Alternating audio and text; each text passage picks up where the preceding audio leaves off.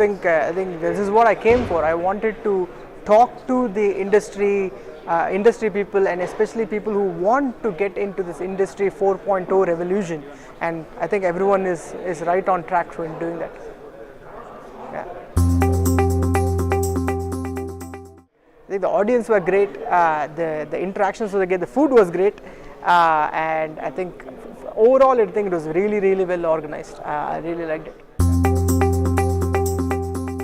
AR and VR is still very new. It still, I think, will take another couple of years or more than a couple of years for it to mature, but that doesn't mean that we should stop trying.